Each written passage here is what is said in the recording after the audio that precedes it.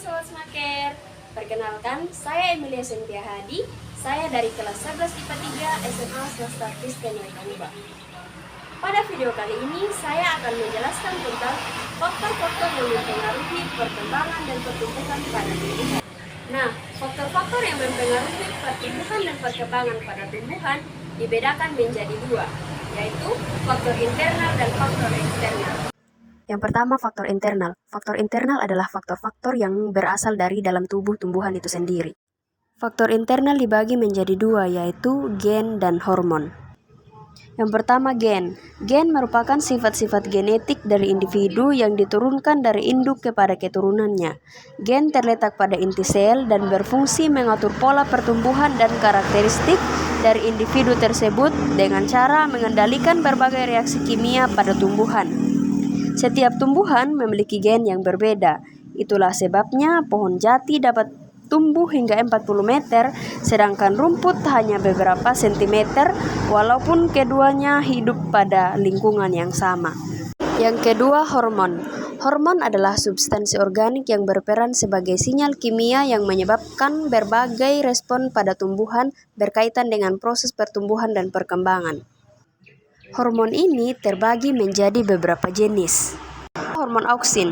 Auksin merupakan salah satu senyawa asam indol asetat atau AIA atau indol asetik acid atau IAA yang kerjanya akan efektif bila tidak ada cahaya.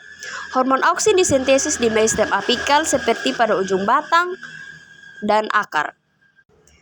Hormon auksin berfungsi untuk mempengaruhi pembentukan akar pada tumbuhan yang disetek, mempengaruhi pemanjangan batang tumbuhan dan selalu mengarahkannya ke arah cahaya, membentuk daerah absisi yang menyebabkan gugurnya daun, dan mempengaruhi pembentukan buah. Yang kedua, hormon giberelin. Giberelin adalah suatu zat yang diperoleh dari jamur Gibberella fujikuroi dan mengeluarkan ekstrak giberelin, akibatnya tanaman inang tumbuh raksasa. Hormon giberelin diproduksi oleh daun muda, meristem apikal pada tunas batang, dan embrio pada biji. Hormon giberelin berfungsi untuk memacu perkecambahan biji, memperpanjang tumbuhnya akar dan batang dengan menstimulasi sel untuk membelah, mempercepat tumbuhnya tunas, perbungaan dan pembuahan, menghasilkan buah tanpa biji, mendorong produksi benih tanaman. Yang ketiga, hormon sitokinin. Sitokinin adalah hormon tumbuhan yang memacu sitokinesis atau proses pembelahan plasma sel. Hormon sitokinin terdapat di jaringan pembuluh berbagai jenis tumbuhan. Paling banyak terdapat di sekitar biji muda, buah muda, dan tunas daun serta ujung akar. Hormon sitokinin berfungsi untuk merangsang pembelahan sel-sel tumbuhan, menunda penuaan bagian tubuh tumbuhan, merangsang pembentukan tunas pada kultur jaringan, memacu pembesaran sel-sel keping biji dan sel daun dikotil, merangsang perluasan daun yang dihasilkan dari pembesaran sel, dan meningkatkan pembukaan stomata pada beberapa spesies. Yang ketiga, gas etilen merupakan salah satu senyawa volatil yang mudah menguap yang dibebaskan saat terjadi proses pematangan buah. Etilen terdapat pada nodus batang, buah yang masak, dan jaringan yang rusak. Gas etilen berfungsi untuk memacu pematangan buah, memacu perkecambahan biji, memulai pertumbuhan akar, menebalkan batang, mendorong gugurnya daun, dan memicu pembungaan pada tumbuhan. Yang keempat, asam absisat merupakan hormon pada tumbuhan yang memberi lingkungan dan dormansi biji. Asam absisat juga mengandung senyawa yang dapat menyebabkan rontoknya daun tumbuhan pada musim gugur. Dihasilkan hampir seluruh sel yang memiliki plastid seperti kuncup daun, batang, dan akar. Asam absisat berfungsi untuk menekan kehilangan air pada tumbuhan saat kekeringan dan menghambat perkecambahan biji. Yang kelima, asam traumalin. Asam traumalin juga dikenal dengan hormon luka karena sifatnya yang dapat memperbaiki kerusakan atau luka yang terjadi pada tubuh tumbuhan. Dihasilkan pada jaringan tumbuhan yang terluka. Asam traumalin berfungsi untuk membantu regenerasi pada tumbuhan. Yang keenam, asam salisilat. Asam salisilat merupakan hormon tumbuhan yang memicu kerja dari suatu gen untuk menghasilkan protein yang mengaktifkan sistem pertahanan tubuh tumbuhan.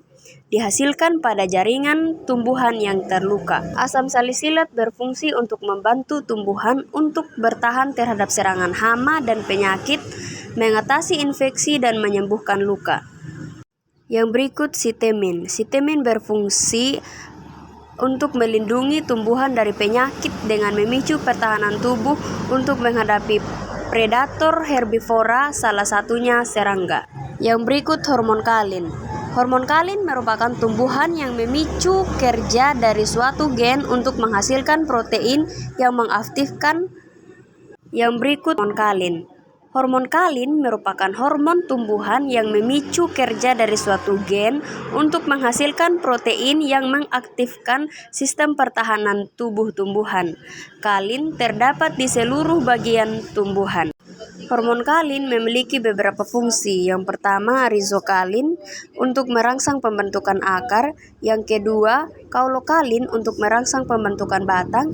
Yang ketiga, filokalin untuk merangsang pembentukan daun. Dan yang terakhir, antokalin untuk merangsang pembentukan bunga. Yang kedua, faktor eksternal. Faktor eksternal adalah faktor-faktor yang berasal dari luar tubuh tumbuhan atau dari lingkungannya. Faktor eksternal yang pertama yaitu air. Tumbuhan tidak dapat hidup tanpa air. Jika tidak ada air, maka reaksi kimia di dalam sel tumbuhan tidak dapat berlangsung. Air berfungsi sebagai untuk fotosintesis, menjaga kelembapan, mengaktifkan reaksi enzimatik, membantu perkecambahan biji. Yang kedua, cahaya. Cahaya sangat berpengaruh terhadap pertumbuhan dan perkembangan makhluk hidup, khususnya tumbuhan. Cahaya berfungsi untuk sumber energi utama untuk proses fotosintesis dan merangsang pembungaan. Yang ketiga, suhu. Tumbuhan membutuhkan suhu optimum untuk pertumbuhan dan perkembangannya. Suhu optimum adalah suhu tertentu yang dibutuhkan oleh tumbuhan untuk bertumbuh dan berkembang dengan baik. Suhu minimum adalah suhu paling rendah yang memungkinkan tumbuhan untuk bertumbuh, sedangkan suhu maksimum adalah suhu paling tinggi yang memungkinkan tumbuhan untuk bertumbuh. Yang berikut kelembapan.